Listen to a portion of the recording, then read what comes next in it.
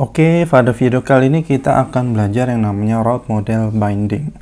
Jadi untuk update dan edit dan update data ini kita akan terapin route model binding ya teman-teman ya. Oke, sekarang kita buka codingan kita. Jadi kita fokus ke tiga controller, ketiga routing ya maksudnya ya. Jadi nggak ketiga sih ya, kedua ini ya. Jadi ke user controller ini untuk method edit, ini untuk editnya, untuk nampilin data user berdasarkan ID.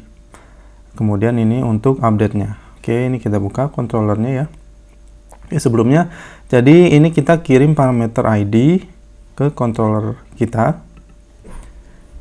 Ini kita butuhkan untuk menampilkan data berdasarkan ID. Jadi seperti ini. Jadi saat kita edit, ini akan edit data user yang ID-nya 1 ya. Ini coba kita edit, kita submit. Oke, berhasil ya. Nah, ini kita akan terapin route model binding di sini. Jadi di sini kita sudah ngirim ID kan ya dari routing kita ke controller. Jadi di sini kita inject modelnya. Jadi kita inject model user di sini. Jangan lupa diimport ya. Oke. Jadi artinya kita akan membinding si routing kita, ID ini kita tangkap di sini. Jadi ini udah nggak nerima sembarang ID ya, bukan sembarang ya, bukan ID biasa. Jadi ini udah di handle sama Laravelnya nih, bahwa ID ini merupakan resolve dari user. Oke, jadi dengan begini kita sudah nggak perlu yang namanya ini lagi nih. Kita cukup string user sama dengan ID. Oke. ID. Oke, seperti ini. Kalau sebelumnya kan kita harus query ya, cari ke model user, kita cari ada nggak nih user dengan ID yang kita kirim dari routing. Oke, dengan kita route model binding kayak gini, ini kita nggak perlu harus cari manual seperti ini, karena sudah dihandle sama Laravel. Kita coba ya, kita refresh, kita edit. Nah, bisa ya teman-teman ya, kita update. Oke. Jadi untuk bagian ini adalah untuk editin ini ya. Jadi kalau gagal harusnya ini nggak nampil seperti ini ya. Atau misalkan ini kita cari yang nggak ada ya. Ini kan nggak ada. Nah, otomatis di handle-nya not found. Jadi ini seperti ini untuk route model binding. Kemudian ini kita samain deh ya. Ini berarti user sama dengan ID. Oke. Ini berarti ini udah pakai route model binding juga. Kita edit, kita buang titiknya. Oke. Send property name of non-object. Oh, ini karena kita belum binding di sini ya. Ini istilahnya bisa disebut juga dependency injection ya teman-teman ya. Jadi kita nge-inject dependency user, dalam hal ini user ya, model user. Kemudian di resolve sama Laravelnya nih, karena ini kita kirim parameter di routing kita. Oke.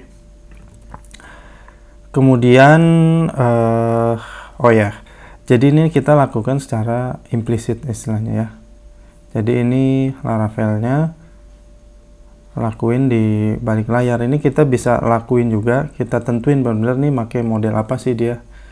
Jadi saat kita kirim routing dengan parameter ID, ini kita kasih tahu Laravelnya secara eksplisit dia pakai model apa gitu ya. Oke, tapi idealnya juga ini kalau misalkan kita handle untuk user, di sini kita bisa sekalian kasih namanya user aja ya, user. Jadi idealnya begini. Jadi otomatis di sini juga kita langsung isi user teman-teman ya, user. Jadi ini nih merupakan parameter ini teman-teman ya. Ini kalau secara implisit ya, user. Oke, jadi ini udah nggak perlu ya jadinya. Ini juga nggak perlu ID. Jadi kita langsung bisa seperti ini. Oke. Nah, jadi lebih clean code kita ya. Oke, coba kita refresh. Nah, berhasil. Coba kita edit lagi. tambahin sembarang. Nah, berhasil ya teman-teman ya. Oke, kita akan coba untuk cara yang secara eksplisitnya ya. Oke, sebelum ke situ, gimana kalau misalkan kita mau editnya berdasarkan email? Jadi kan ini kalau tadi berdasarkan ID ya, ID 1. Nah, gimana kalau kita mau editnya berdasarkan email? Oke, ini kita copy misalkan ya. Jadi kalau kita bikin seperti ini, edit, sekarang kan not found ya. Jadi di routingnya ini kita kasih tahu. Jadi ID-nya akan berdasarkan email. Jadi ini field yang akan kita query berdasarkan apa teman-teman ya. Nanti ini juga berdasarkan email. Oke. Sementara gini dulu bisa. Oke, satu dulu. Kita coba refresh, harusnya nampil. Nah, coba kita update. Nah, berhasil ya. Nah, kalau ini mau berdasarkan email juga, akan kita edit. Oh, di bagian sini kita mesti ubah nih. Di bagian user editnya ini, ini berarti berdasarkan email. Kemudian di bagian sini ini berdasarkan email juga. Email. Kita edit. Nah, sudah oke. Kita hapus misalkan. Kita update. Nah, berhasil ya. Oke, ini kita tentuin pakai key apa lewat key apa sih yang jadi patokan untuk update data atau edit data ini. Nah, kita bisa selain tentuin dari sini, kita bisa juga tentuin lewat modelnya teman-teman ya. Jadi ini kita hapus, otomatis ini akan nggak ketemu lagi. Kita bisa kasih tahu lewat modelnya. Jadi kita tinggal bikin di sini function namanya get route key name. Oke, kemudian kita return key apa nih?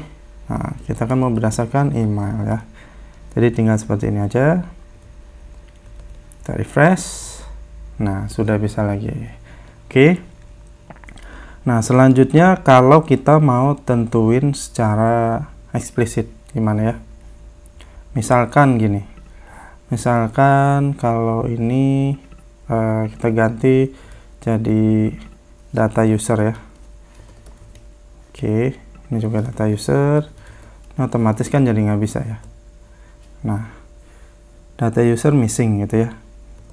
Gimana kalau ini kita ngirimnya tetap mau data user, tapi kita tangkap sebagai di bagian controllernya, kita mau tangkapnya sebagai user juga. Nah, ini kita bisa set di yang namanya route service provider.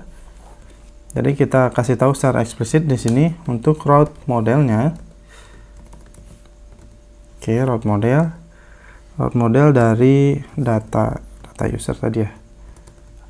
Oke, data user. Kita lihat parameternya. Oke, ini key-nya. Parameternya key sama kelasnya. Berarti kelasnya di sini kita kasih tahu kelasnya akan. Jadi saat kita kirim parameter data user ini akan pakai kelas yang namanya user. Kita import ya.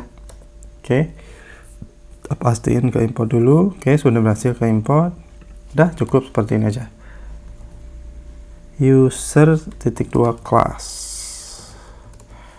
Oke. Kita refresh. Nah, sudah bisa lagi teman-teman ya. Jadi ini kita kasih taunya secara eksplisit. Nah, kemudian kalau ini kan berdasarkan email ya. Emailnya kita tentuin di model nih. Dimana kalau modelnya kita buang nih, yang method get route key name nih, otomatis nggak bisa lagi kan. Nah, ini kita bisa juga setting kalau memang kita mau custom nih, mau berdasarkan apa. Jadi ini kita nggak pakai ini, kita pakai route bind namanya. Kita binding, kemudian key-nya berarti data user. Oke, di sini kita pakai closure. Kita dapetin value-nya. Oke, seperti ini. Nah, ini tinggal kita mau query berdasarkan apa nih? Jadi user where gitu kan ya, berdasarkan email berarti ya, email, kemudian value. Jadi value di sini adalah value dari parameter routing kita ya. Kemudian first or file. Oke. Jadi first or file ini kalau dapat, kalau nggak dapat dia akan return 404, kalau dapat ya ditampilin ya. Oke, ini bisa seperti ini. Kita bind. Jadi ini lebih fleksibel. Oke, missing parameters data user. Data user value.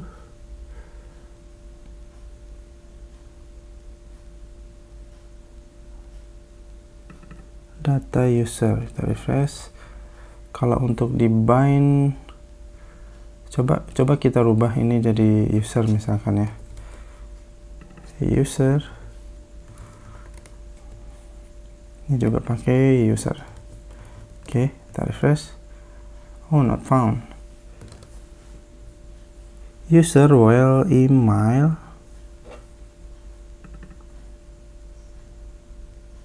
Kita lupa return teman-teman ya, return. Nah, jadi harusnya juga bisa ini ya, data user.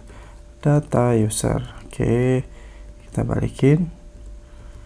Untuk di controllernya juga, oke, controllernya tetap ya, kita refresh. Nah, bisa. Jadi ini kita secara eksplisit ya, kita tentuin nih seperti ini. Oke, kurang lebih seperti itu teman-teman ya, untuk route model binding. Jadi kita dapat kemudahan ya. Jadi kode kita di samping kemudahan juga kode kita jadi lebih clean ya.